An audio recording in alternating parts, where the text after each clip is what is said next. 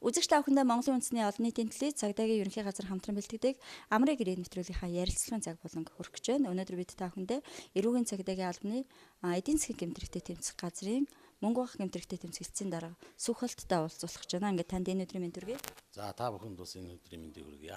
За баярлалаа. Тэгэхээр одоо удахгүй мөнгө бах гэмтрэхтэй тэмцэх чиглэлээр олон улсын эрдэм шинжилгээний хурлыг зохион байгуулах гэж байна. Тэгэхээр энэ эрдэм шинжилгээний хуралд маань одоо ямар зочид төлөөлөгчид оролцохын энэ хурлын гол зорилго чиглэл нь юу байгаа? Төрийн ордон зохион байгуулахаар ингээд бэлтгэл ажил хангаад ажиллаж байна. За эрдэм шинжилгээний хуралд маань одоо хурлын маань гол зорилго бол одоо олон улсын мөнгө бах гэмтрэхтэй тэмцэх чиглэлээр ажиллаж байгаа эрдэмтэн судлаач, мөн практик ажилчдыг урьж энэ хуралдаа оролцуулах, мөн тэдгээрийн туршлагыг туршлагаас судлах, дээрээс нь манай улсын энэ эрүүгийн эрх зүйн эрдэмтэн судлаачдаа урьж оролцуулах, эдний судалгааны үр дүнд бий болсон онлын мэдлэгийг ашиглах, энд гэмт хэрэгтэй олон улсын түвшинд яаж тэмцэх вэ? Энэ олон улсын түвшинд нууцлал аргаар зохион байгуулалтад үйлдвэрлэдэг байгаа мөнгө бах гэмт хэргийг илрүүлэхэд олон улсын хамтын ажиллагааг яаж уялдуулах вэ те? Арай өндөр түвшинд гаргаж ирээд энэ хамтын ажиллагаа сайжруулах ийм зорилгоор зохион байгуулж байгаа. За энэ хуралд маань мөнгө бах гэмт хэрэгтэй тэмцэх чиглэлээр үйл ажиллагаа явуулж байгаа олон улсын байгууллагууд мөн энэ чиглэлээр сургалт судалгааны ажил хийдэг эрдэмтэн шинжээчнэр мөн энэ чиглэлээр яг практикт ажилладаг мөнгө бах гэмт хэрэгтэй тэмцэх чиглэлээр практикт ажилладаг ийм хүмүүс иргэд гадны төлөөлөгчдөд оролцсон. Мөн дотоодын эрдэмтэн судлаачид практик ажилтнууд ингээд оролцох юм аа. Хууль хяналтын байгууллага, за иргэд албан байгууллага бүх нийтийн оролцоо чухал гэж ойлгож байгаа. Тэгэхээр энэ хурлын ач холбогдол зорилго ч гэсэн ийм байгаах. Ер нь хууль хяналтын байгууллагатайгаа болон бусад мэргэжлийн байгууллагатай энэ төрлийн гэмтрихээс урьдчилан сэргийлэх чиглэлээр илрүүлэх бус чиглэлээр хэрхэн хамтарч ажиллаж байна? Үндэсний зөвлөл байгуулж, мөн хамтын ажиллагааны зөвлөл байгуулж энэ гэмтрихтэй тэмцэх бодлогыг боловсруулах хэрэгжүүлэх чиг үүрэг байгууллагууд байгаа. Энэ байгууллагууд маань Монгол банк, санхүүгийн зохицуулах хороо, гайлын ерөнхий газар, татварын ерөнхий газар, авилгатай тэмцэх газар, хууль зүйн яам, мөн тагнуулын ерөнхий газар, цагдаагийн ерөнхий газар зэрэг ийм байгууллагууд оролцсон.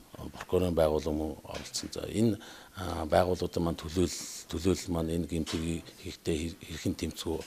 Мөн олон улсын байгууллагуудтай хэрхэн харьцаж энэ гэмт хэргийг олон улсын түвшинд энэ гэмт хэрэгтэй хэрхэн тэмцэх чиглэлээр хамтран ажиллаж байна. Энэ байгууллагууд маань хамтран ажилласнараа мөнгө бах гэмт хэрэгт иргэд байгууллагууд мөнгө бах гэмт хэргийг хохирч болохоос мөнгө бах гэмт хэрэгт өртгөхөөс бас урьдчилан сэргийлэх арга хэмжээ авч байна. Дээрээс нь мөнгө бах болон терроризмын санхүүжилтөд тэмцэх тухай хуульд иргэд байгууллагыг энэ төрлийн гэмт хэрэгээс урьдчилан сэргийлэх чиглэлээр мэдээлэх үүрэг хүлээсэн байгууллагууд, банк бус санхүүгийн байгууллагууд бусад энэ санхүүгийн тогтолцоонд оролцож байгаа санхүүгийн гүйлгэндээ оролцож байгаа байгууллагууд маань бас энэ гэмт хэрэг иргэд байгууллагууд маань энэ гэмт хэргийг мэдээлэх үүрэгтэй этгээд болж өгснөөрөө бас энэ гэмт хэрэгээс урьдчилан сэргийлэх иргэд байгууллага энэ гэмт хэрэгээс өртөхгүй байхад бас ач холбогдолтой юм аа.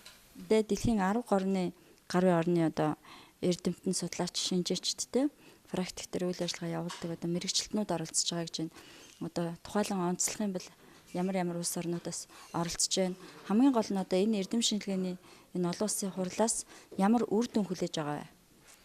За бид бол энэ олон улсын хуралд гадаадаас орж ирж байгаа төлөөлөгчд маань олон улсын байгууллагын шинжээч, мөн Европын аюулгүй байдлын хамтын ажиллагааны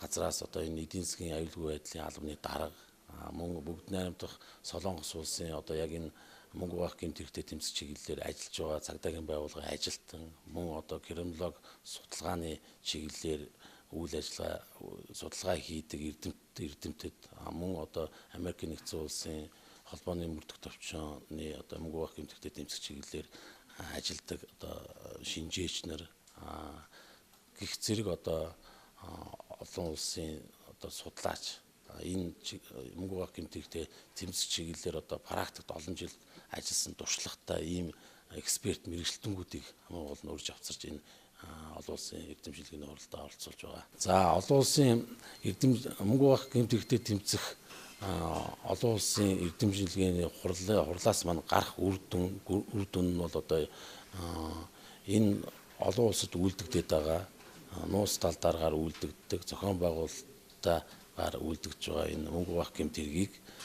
хэрхэн хамтарч илрүүлэх вэ? Энэ гэмт хэргийг олон улсад болон бусад одоо улсуудын практикт хэрхэн одоо илрүүлэх чиглэлээр ямар үйл ажиллагаа авч хэрэгжүүлж байна? Энэ дээр нь одоо энэ олон улсын санхүүгийн гэмт хэрэгтэй тэмцэх байгууллага мөн одоо энэ Аз намхан талаа мөнгө баг гэмт хэрэгтэй тэмцэх байгууллагуудаас ямар санал санаачлаг гаргаж байна. За энэ хэрхэн одоо улс орнуудад хэрэгжиж байна. За энэ гэмт хэрэгтэй тэмцэхэд одоо Монгол улс бусад орнуудтай хэрхэн хамтарч ажиллах вэ гэдэг ийм гол одоо хүчин зүйлүүдийг яриад энэ хурлаас гарах үр дүн маань энэ гэмт хэрэгтэй тэмцэхэд олон улсын хамтын ажиллагааг хэрхэн яаж сайжруулах вэ гэдэг тал дээр одоо бидний зөвлөмж гаргаж ингэж тэр зөвлөмжийг хэрэгжүүлж ажиллах ийм үр дүнтэй байна. Үзэгч та бүхэндээ Монголын үндэсний олон нийтийн телевиз цагдаагийн ерөнхий газар хамтран бэлтгэдэг амрыг ирээ нэвтрүүлгийнхаа ярилцлагын цаг болон хүргэлээ. Өнөөдөр бид та бүхэндээ эрүүгийн цагдаагийн албаны эдийн засгийн гэмт хэрэгтэй тэмцэх газрын мөнгө баг гэмт хэрэгтэй тэмцэх хэлтсийн дарга цагдаагийн дэд турандаа Сүхбаалдыг уулзууллаа нэвтрүүлэг үргэлжилж байна.